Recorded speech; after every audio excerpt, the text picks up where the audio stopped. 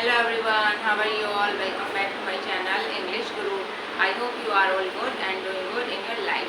So as we noted हमारी direct और indirect की सीरीज चल रही है और इस सीरीज़ का डे 4 और क्लास 4 है और इससे पहले की क्लासेस भी आई होप आप सबने देख ली होंगी।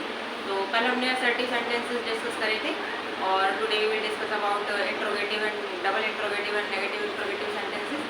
सो let's learn with me guys. So type 2 interrogative sentences. So number 1 is single interrogative. Single interrogative में क्या करते हैं? Sad और sad to को इसमें कन्वर्ट करते हैं ask, inquired, demand, want to know, according to the sense of the sentence इनमें चेंज करते हैं। और कोमा और इन्वर्टेड कोमा की जगह क्या यूज करते हैं? if या whether।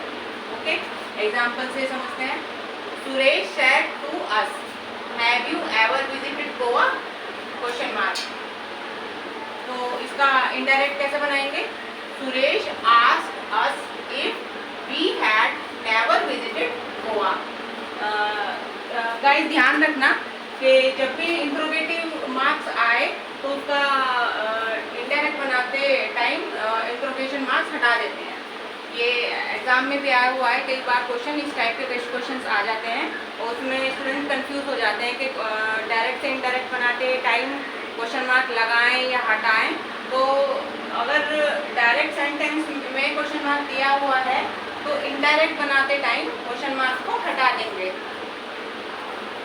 Example number 2, he said were you absent there? तो इसका इनडायरेक्ट कैसे बनाएंगे? ही आस्क्ड इफ, या तो इफ लगाएंगे या वेदर लगाएंगे। इफ या whether he had been absent there. Were की जगह मतलब पास्ट कंटिन्यूस की जगह पास्ट परफेक्ट कंटिन्यूस का यूज करते हैं। अगर आपको ये जानना है कि सेंटेंस में किस तरीके से चेंजेस करते हैं तो आप मेरी प्रीवियस वीडियो देख लीजिएगा।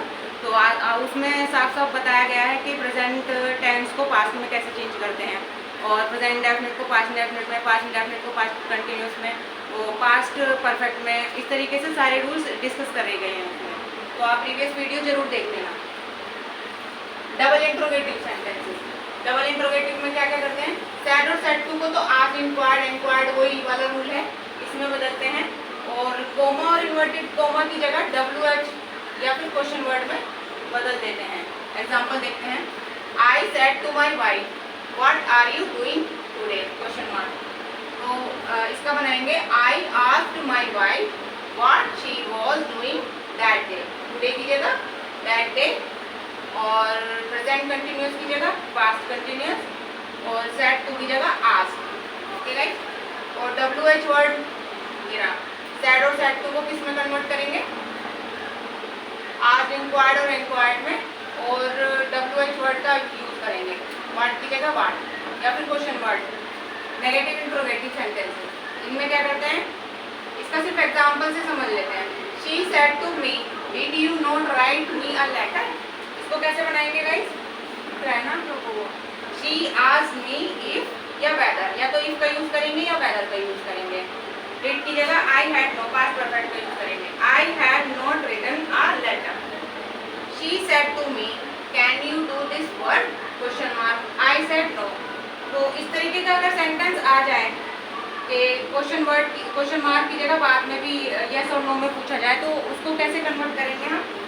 She asked me if I could do that work. Can की जगह कुड, सेड टू की जगह आस्क्ड और कोमा इन्वर्टेड कोमा की जगह इफ और आई सेड नो। इसका रिप्लाई कैसे देंगे? I replied in the negative या फिर I said that I couldn't. Okay guys. तो इसके और कुछ इम्पोर्टेंट रूल हैं वो भी देख लेते हैं।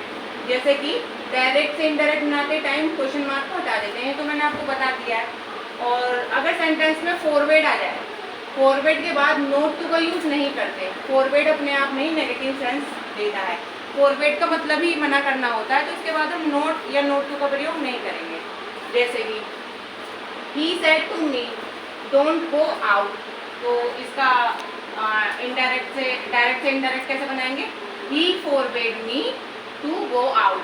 इसमें नोट टू नहीं लगाएंगे, फॉरवर्ड अपने आप में ही नेगेटिव सेंस दे रहा है तो इसलिए इसमें नोट नहीं लगाएंगे। और दूसरी तरह से इसको कैसे बनाएंगे, he asked me not to go out. अगर हम आस्क का यूज़ कर रहे हैं तो नॉट टू गो आउट लगाएंगे, लेकिन अगर हम फॉरवर्ड का यूज़ कर रहे हैं तो उसमें हम नोट नहीं लगाएंगे। ये भी सेंटेंस अपने आप में ठीक है और ये भी अपने आप में ठीक है। ओके गाइज, तो take the screenshot of this.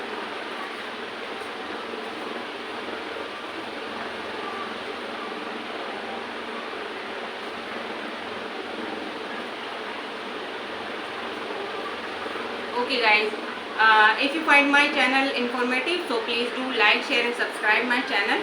और आप सभी लोगों को बता देती हूँ कि आज एमएड फाइनल ईयर का रिजल्ट डिक्लेयर हो चुका है और सभी स्टूडेंट अपना अपना रिजल्ट चेक कर लेना।